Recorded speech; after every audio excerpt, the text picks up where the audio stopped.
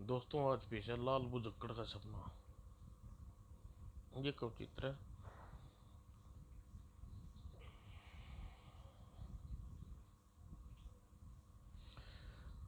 जब से सन्यासी रामकृष्ण ने लाल बुजक्कड़ को तप करने की विधि बताई, तब से लाल बुजक्कड़ मन ही मन रात दिन मंत्र जाप करने लगा।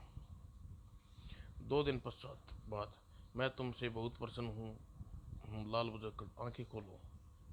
लाल बुजक्कड़ ने आंखें खोली। सामने देवी। प्रणाम देवी। मांगो, क्या मांगती हो।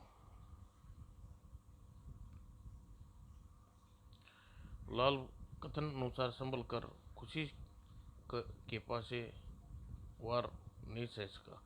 लेकिन मैं देवी क्या मांगू, कुछ समझ में नहीं आ रहा। क्या मांगू, धन मांगू, ज्ञान मांगू।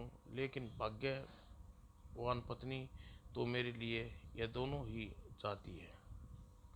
देवी अपने सम्मुख एक पात्र, इसमें पात्र में दूध है, यानी कि ज्ञान का भंडार। ज्ञान का भंडार। और इस पात्र में है पे, यानी धन का भंडार। दोनों में से एक चुन लो। क्यों ना ये दोनों ही। लाल बुजुर्ग कुछ क्षण तो मौन रहा, फिर बोला, देवी, यह निर्णय कैसे करूंगा। क्या तुम मुझे क्या मुझे दोनों सिर्फ चखने को दिया जा सकते हैं। नहीं नहीं नहीं। क्यों नहीं, ये लो। यह मौका था। लाल बुजक्कड़ ने तुरंत हाथ बढ़ाया और फिर दोनों पात्र पकड़कर गड़गड़ पी गया। तब तो देवीलाल बुजक्कड़ पर बहुत गुस्सा आया। हमसे दूरता। देवी, क्षमा की प्रार्थी हूँ, लेकिन क्या करूँ, अपनी आदत से परेशान हूँ। फिर भी ए, एक के बिना दूसरा किस काम का।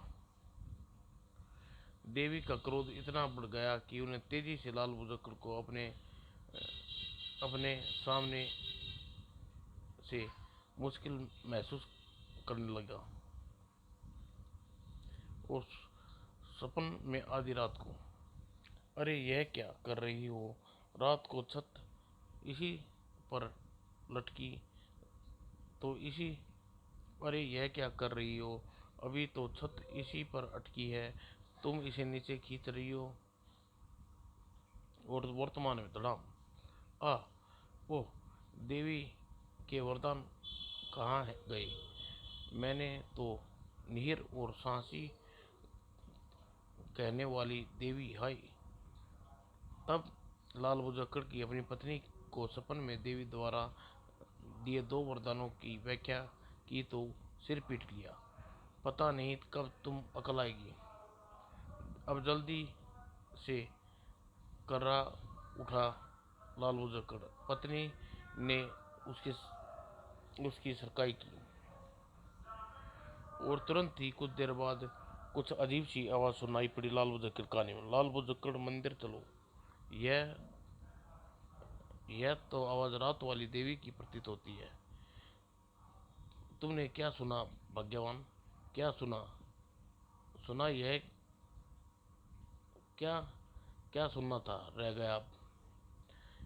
यह आवाज़ नहीं सुनी तुमने, जैसे देवी बुला रही हो।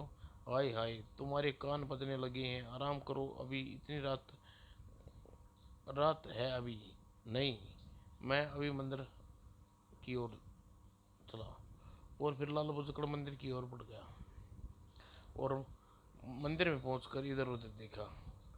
यह तो कोई नहीं है, गुफन दे रहा है। कहाँ हो तुम देवी, मैं तुमसे मिलने आया हूँ। इधर छुपे चोर डाकू। आई, यह कौन मुझे देवी कहकर पुकार रहा है श्यामू। हाँ देवी प्रसाद, तुम्हें ही तुम्हें ही इतनी घनी रात को कोई पुकार रहा है। मैं हूँ लाल बुजक्कड़। आई आई लाल बुजक्कड़, मर गए गए हम। अब क्या करें श्यामू। अरे तुम तो, लगता है यह अकेला नहीं है, इसके साथ कोई और भी है। सामने आओ देवी, वरना वरना मैं, ठहरिए, अभी आते हैं लाल बुजकड़, ठहरिए। भीतर से आवाज़ आई, लाल बुजकड़ चौक का, यह आवाज़ कैसी? तभी लाल बुजकड़ फिर बोला, मुझे मालूम था तुम हमारे दर से ज़रूर होगी। तभी एक एक करके सभी सामने आ गए आत्मसमर्पण करने। हमें माफ़ कर दीजिए लाल बुजकड़ जी, हम आत्मसमर्पण करते हैं। आई यह क्या डाकू? यह तो सपन में मुझे यहाँ खींच लाने वाली शक्ति थी, वरना मुझे जोड़ तोड़ दर्द हो रहा था। ठीक है, अपनी अपनी बंदूकें मेरे सामने फेंक दो जी। और चारों ने बंदूकें की गठरियाँ व मसाले व खजाने वाले 2 बॉक्स लाल बुजक्कड़ के काबू में कर लिए।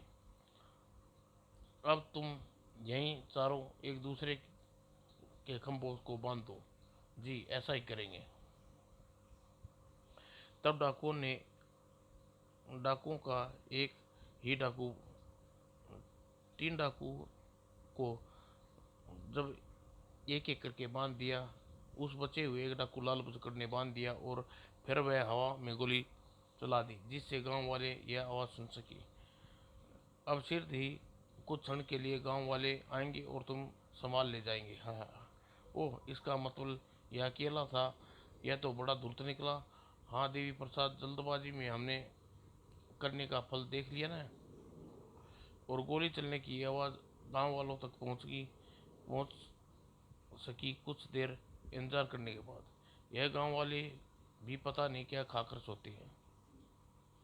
और अचानक लाल बुजक्कड़ ने सपन याद आया। ओह, तो सपन में घंटा बजाया था, अब मुझे घंटा बजाना चाहिए। वो टन टन टन टन टन टन। और यह आवाज़ गांव वालों को देर से सुनाई पड़ती। इससे पहले वहां गुजरे सैनिकों को महल के खजाने की चोरी तुरंत बाद उन डाकुओं की खोज में निकल पड़े थे। वो यह घंटे की आवाज़ उस मंदिर से आ रही है, लगता है कोई गुप्त संदेश दे रहा है। सैनिकों, चलो पता करते हैं, चलो। और मंदिर के नजदीक आते आते तो सैनिक ने लाल बुजक्कड़ की पीठ दिखाई दी। वह रहा डाकू, हाथ में बंदूक भी है। वो गिरफ्तार कर लो सैनिकों, खबरदार हिलना मत। हम सब ने मंदिर को घेर लिया है। हा हा हा, बेमूर्ख बेकूफ डाकू नहीं, ध्यान से देखो, लाल बुजक्कड़ हूँ, डाकू तो वो रहे वहाँ किधर। वो सामने एक बंदे पड़े हुए। वाह वाह, कमाल कर दिया लाल बुजक्कड़, तुम्हारा भी। वाह, अकेले ही इन सारों को पकड़ लिया। अब इन्हें संभालो और ले चलो महल राजा के पास। चारों को खंभों से खेल दिया गया और उन्हें अलग अलग ले जाने के लिए बांध दिया गया। और तब गांव के लोग भी आ गए। क्या हुआ, क्या हुआ सब भाइयों? कौन है मंदिर में? डाकू हैं। डाकू हैं, हाँ, मगर फिर करना करिए, वह सब पकड़े गए। भगवान का शुक्र है। अजी शुक्र तो लाल बुजक्कड़ का कीजिए, इन्होंने बिना हथियार चारों को अकेले पकड़ लिया। सच में बड़े ही दिलेर लाल बुजक्कड़ जी। वाह, यह तो कमाल हमारे लाल बुजक्कड़ ने किया है। फिर सैनिक उन चारों को डाकुओं को लाल बुजक्कड़ को भी साथ लेकर चल पड़े राजभवन की ओर। जबकि लाल बुजक्कड़ की पत्नी यह खबर मिली तो वह अधिक चंकित हो उठी। मेरे पति, यह अलौकिक शक्ति वक्त वक्त पर सहायता कर जाती है, वह बड़ा ही अजीब अजीब लगता है। पता नहीं यह अलौकिक शक्ति कहाँ है। और जब महल में के खजाने के 2 बॉक्स अन्य सामान डाकुओं के सहित पकड़ा लिया गया है। शाबाश महाराज, इन्हें पकड़वाने का सारा श्रेय गांव के लाल बुजक्कड़ को जाता है। इन्होंने उन चारों को अकेले ही बिना हथियार पकड़ लिया। अद्भुत, वाह, ऐसा करिश्मा कभी कभी ही सुनने को मिलता है। बहुत खूब, हमने तुम पर गर्व है लाल बुजक्कड़ जी। यह तो सब आपका ही प्रताप है, वरना किस काबिल हूँ। इस अद्भुत करिश्मे का फल हम तुम्हें मुंह मांगा इनाम देंगे। बोलो तुम्हें क्या चाहिए? जी, मुझे अपने इसी काबिल समझा तो कुछ इसके अलावा कुछ इच्छा नहीं है रही। नहीं लाल बुजक्कड़, हम तुम्हें अति प्रसन्न हैं। हम तुम्हें 2000 स्वर्ण अश्वराएं भेंट करते हैं, स्वीकार करो। जी जी, शुक्रिया, शुक्रिया, महाराज की जय हो। और सुबह जब महल से दो सैनिक लाल बुजकड़ को गांव तक छोड़ने गए आए, तब घर पहुंचा लाल बुजकड़ भाग्यवान से, तुम भाग्यवान ने, मैंने कहा था ना देवी पुकार रही है, ऐसा कहो कि देवी पुकार रही है, हा हा हा, ऐसा कहो कि देवी पुकार रही है, हा हा हा। लाल बुजकड़ पाखंडी साधु। अपने ही गांव में लाल बुजकड़ आज विचर विचरण का मूड था, तभी क्या ख्याल है दुल्ली चंद बे, बेचेगा या नहीं, दुलीचंद बेचेगा या नहीं, यह तो, पर यह तो बुरा ही है बेचारा, संतान तो गई ही, खुद भी जान के लाले पड़ गई, बचेगा या नहीं। लालचंद उस व्यक्तियों की बातें सुन रहा था, लगता है मामला गंभीर है, पता करूं क्या बात है। लाल बुजक्कड़ उनके नजदीक आया, भैया क्या बात हुआ, इस तरह क्यों भीड़ लगी हुई है, अरे क्या करोगे जानकर। तभी, अरे यह तो लाल बुजक्कड़ है मुखिया जी, लाल बुजक्कड़ से से ही इसका कोई उपाय पूछिए। हाँ मंगतराम ठीक कहता है, आइए लाल बुजक्कड़ जी। यह दुरीचंद को क्या हो गया था, बड़ी अजीब कहानी है लाल बुजक्कड़ जी, बेटी की जुदाई, भयंकर दौरा पड़ा और सुबह से लेकर अब तक यही हाल है। ओह मामला, ओह मामला मैं समझा नहीं। तभी चौधरी ने बताया, दुलीचंद की पत्नी के अनुसार इन्हें यहाँ कल शाम एक साधु महाराज आए। अलख निरंजन, बच्चा भोजन मिलेगा क्या। तभी, देख बाहर कौन है। साधु है पिताजी। और साधु ने दुलीचंद की सुंदर पुत्री को भोजन देने द्वार पर आई, हाथ में भिक्षा लिए उसे उठे उठे रह गई। सुंदर, हाँ सुंदर, अति सुंदर, काश यह सुंदर स्त्री मेरी धर्मपत्नी बनने का सौभाग्य प्राप्त होता। और हर्षवर्ष उसकी जुबान से निकल पड़ा, हाय हाय। और पुत्री चौंक उठी, हाय राम, साधु जी यह क्या अन्याय हो गया, हाय हाय। हाय हाय की आवाज सुनकर दुलीचंद बाहर आकर गया, अरे क्या हुआ इन्हें बेटी, पता नहीं पिताजी, हाय हाय। और पता तो तब चलेगा जब हरिप्रसाद की पत्नी बनकर राज करेगी। हाय सर्वनाश का सूचक। साधु जी क्या हुआ, बच्चा तुम्हारी बेटी पर चंडालनी है। चंडालनी, हाँ, इसके मस्तक की रेखा देखकर तो मैंने हाय हाय की थी, मगर हाँ बच्चा, इसके ब्याह में कुछ दिन पहले ही इसकी मृत्यु का ग्रास बना लेगी और ये मर जाएगी। नहीं नहीं, मर नहीं जाएगी नहीं, यह सच है। और इस परिवार पर, गांव पर भी भारी संकट आएगा, अग्नि दत्त लोग मर जाएंगे, मर जाएंगे, हाय हाय, तौबा। पर इसका कोई इलाज है, मगर जरा एकांत में सुनने योग्य है। कन्या तुम जरा भीतर जाओ। जी जरूर। अकेले में, महाराज अब तो हमारी रक्षा कीजिए। सिर्फ सिर्फ नहीं करे बच्चा, फिक्र मत करो बच्चा, हम अभी सभी उपाय जानते हैं, पर उन्हें यह वियोग तो सहना ही होगा। वियोग, कैसा वियोग, इस चंडालनी को त्याग करना होगा, वरना अंजाम तो मैंने पहले ही बता दिया। लेकिन यह कैसे हो सकता है, वह मेरी बेटी है, मैं, मेरा खून है, और अगर यह खून तुम्हारे गांव और तुम्हारे परिवार परिवार को ले डूबे तो। ओह मेरी मानो बच्चा, इसे आज रात ही एक लड़की के संदूक में डालकर ऊपर दिया रखकर नदी में बहा दो। और अज्ञानी दुलीचंद्र ने वज्र गिरा, मगर कुछ नहीं कर पा रहे थे, और भीतर पुत्री की यह करके पास ही एक पास रहकर ही सुन ली। और उसने अपनी माँ को ज़रूर कह दिया, जाकर कह दिया कि माँ माँ भी पीटते हुए बाहर आ गई। नहीं नहीं बेटी, नहीं नहीं, मेरी बेटी चंडालनी नहीं है, राम राम। वह 15 दिन की तो रह गई है उसकी शादी में। हाँ साधु महाराज, एक बार फिर ध्यान से देखिए। असंभव, कन्या के मस्तक की रेखाएं मैं साफ देख चुका हूँ।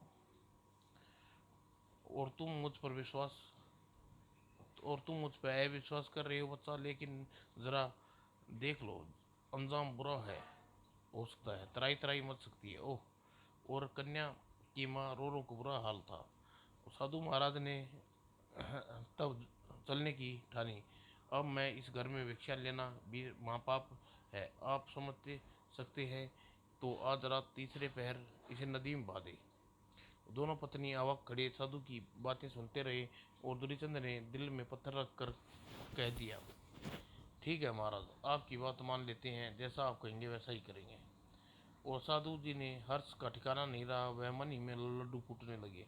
हाँ हाँ हाँ, यह हुई ना बात, अब तो वह सुंदरी मेरी पत्नी बन जाएगी। जल्दी से चलूं, अपने थैले में इकट्ठा जल्दी चलकर अपने चेले को इकट्ठा करना होगा। ठीक है, हम जाते हैं। भगवान तुम इस अनूठे वियोग को सहने की शक्ति दे। आह मेरी बेटी। और भीतर आकर, हाय हाय ये क्या हो गया बेटी। आह, हम तो जीते जी मर गए। और सारा दिन भीतर ही विलाप होता रहा, और रात होते तीसरे पैर, बेटी अब अपने हाथों जीवन बेटी अपने हाथों जीवित जीवन ही जल प्रवाह कर रहा हूँ। आह मेरे भाग्य, यह कैसा दुख लिखा है भगवान। ओह, हो उदासीन होइए पिताजी, यह सब विधाता की करनी है, यह सब करनी है, यह सब होना ही था।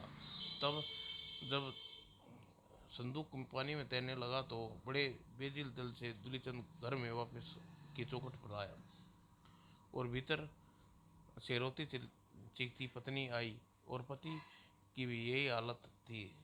देखकर घबरा गई। नाथ, यह क्या हुआ आपको। और दुलीचंदन, यह अजीब खा दौरा पड़ गया, जिसके कारण वह बोल भी नहीं फूट रहे सके थे। वर्तमान की बातें सुनते हुए चौधरी ने कहा, और तब से अब तक इसका यही हाल है। सचमुच लाल बुजकड़ का दिमाग फिर गया। अनोखी बात पर पसीज सा उठा था। ओह, मुझे तो लगता है यह कोई गड़बड़ है। खैर चलता हूँ अब नदी की ओर। गांव वाले से आश्वासन देकर लाल बुजकड़ ने उनसे विदा ली, और रास्ते में नदी के किनारे एक नाविक की कोनो नाविक के कानों का गीत पड़ा। सन्यासी का छल है किनारे पर पे उसका पाप खड़ा है। और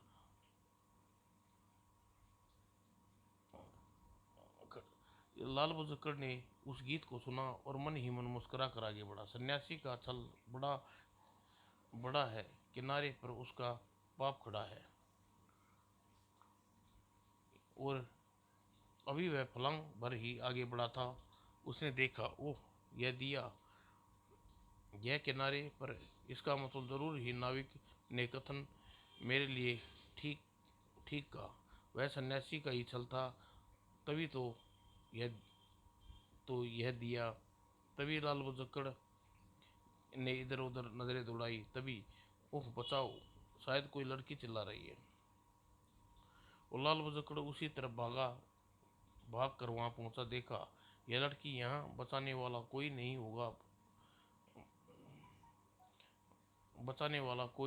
होगा। समझी, दुर्त पाखंडी, मुझे छोड़ दे।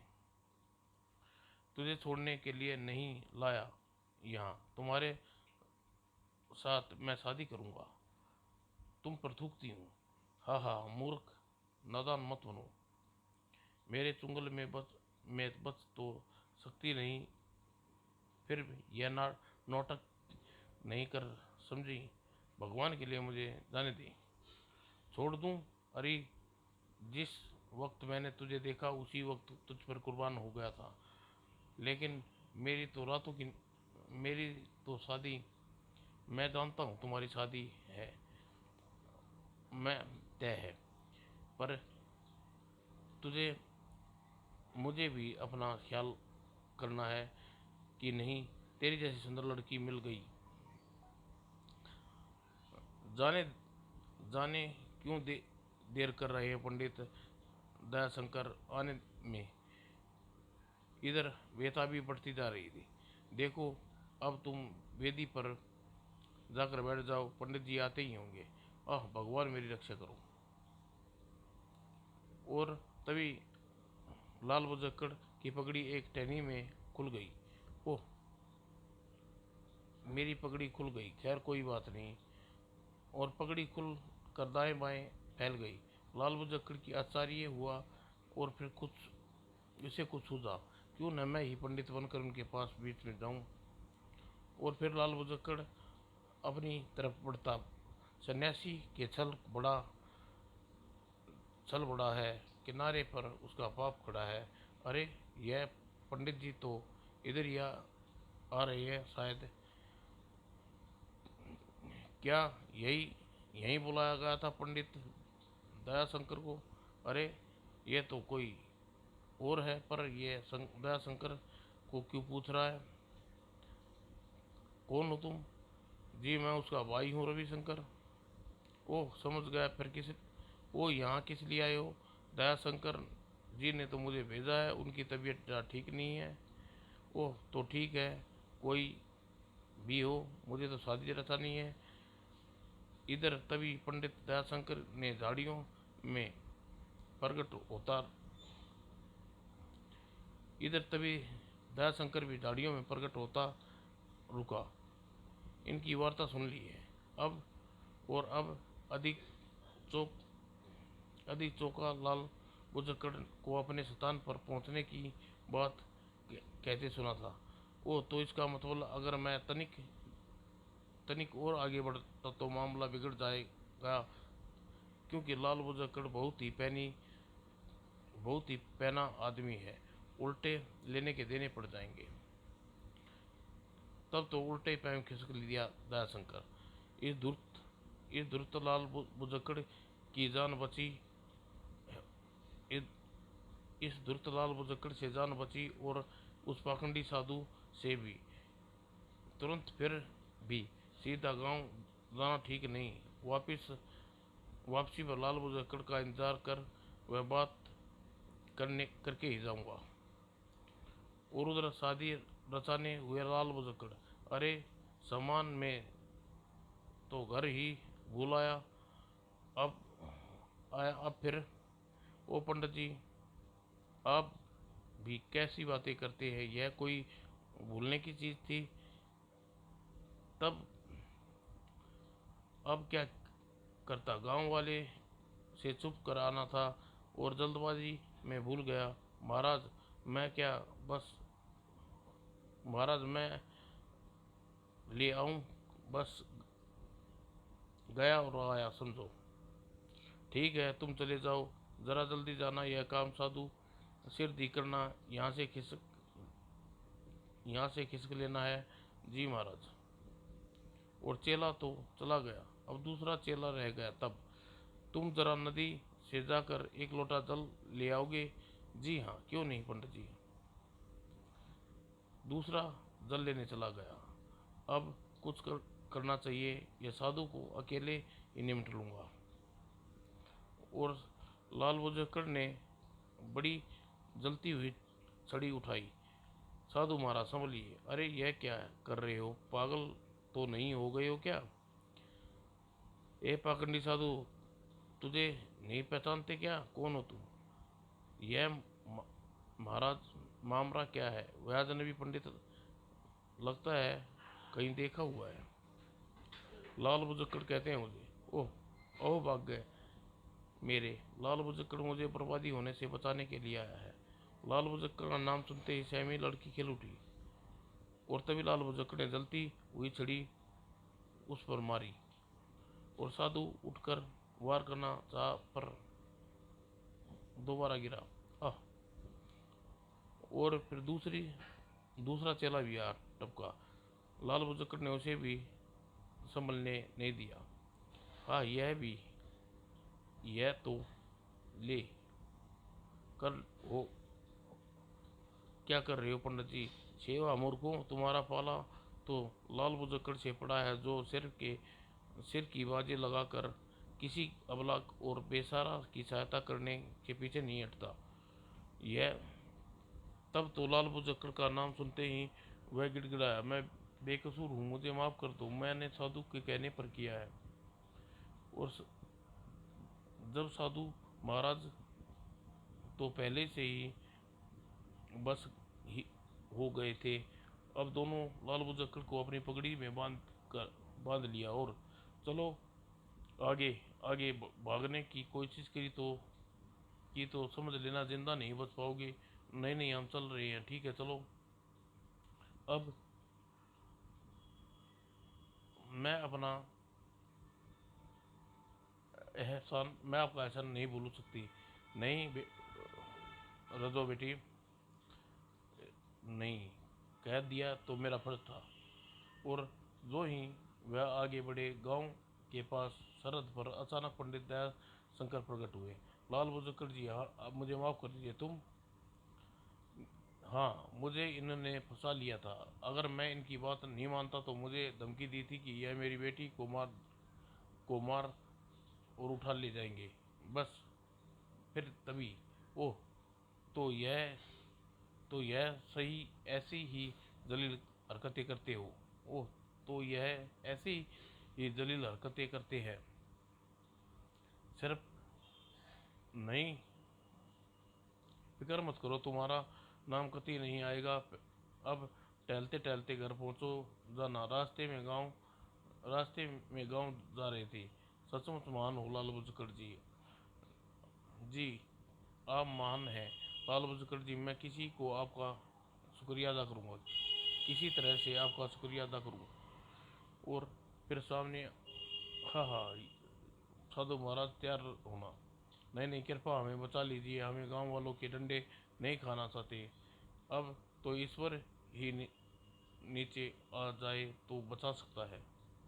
नहीं नहीं लाल बुजुर्ग जी, हम पर आपका यह एहसान, कृपा हमें बचा लीजिए, हमें माफ़ कर दीजिए, माफ़ी मांगते हैं, शराफत की ज़िंदगी जिएंगे, कसम से खाते हैं। हाँ हाँ, इस वक्त यह शराफत कहाँ खो जाते हैं जब दूसरे की बेटियों पर इस तरह की नज़र रखते हो। शर्म आनी चाहिए तुम्हें कुत्तों, हम बहुत शर्मिंदा हैं। तभी लाल बुजक्कड़ नज़दीक ही कुछ लोग आते दिखाई दिए। अरे लाल बुजक्कड़ आ गई। हाँ भाई, बिटिया भी साथ है। अब तो अब उसके साथ बंधे हुए वही साधु महाराज हैं भी आ रहे हैं। अरे सच। और दुरीचंद के घर में सामने पहुंचकर लाल बुजक्कड़ राजू को लेकर आ गया। कौन कौन लाल बुजक्कड़? मेरी बेटी राजू कहाँ है? मेरी बेटी राजू? यह रहे आपके दोनों पाखंडी, और तीसरा गांव में सामान लेने आया हुआ है, वह भी पकड़ा सकता है। ओह, देखते क्या हो भाइयों, कचुम्बर निकाल दो, इनकी टांगे तोड़ दो, इनकी आँख, और आगे से यह दूसरा दर दर मांग कर ऐसा कुकर्म करने की सोच भी न सके। बचाओ बचाओ लाल बुजक्कड़ जी, हमें बचाओ। ठहरो, आप शांत हो जाओ, जाकर इन्हें कोतवाल को सौंप दीजिए, बाकी वही सजा देंगे मिलेगी। और बीच बचाव में लाल बुजक्कड़ के ने अपने पैर पैर दबाए। बीच बचाव कर लाल बुजक्कड़ ने उनके पैर बचाए और गांव वाले के 4 आदमी के हवाले कर दिया, उन्हें कोतवाल के पास ले जाए। और अब दुलीचंद की तबीयत कैसी है? गांव के वैद्य जी, दौरा पर काबू पा लिया है और आश्वासन दिया है कि लाल बुजक्कड़ बेटी को लेने गए हैं, और आप आ गए और बिटिया भी आ गई। अब हालात सुधर जाएंगी, भगवान ऐसा ही करे। पिताजी मैं आ गई हूँ। कौन? लगता है होश आ रहा है।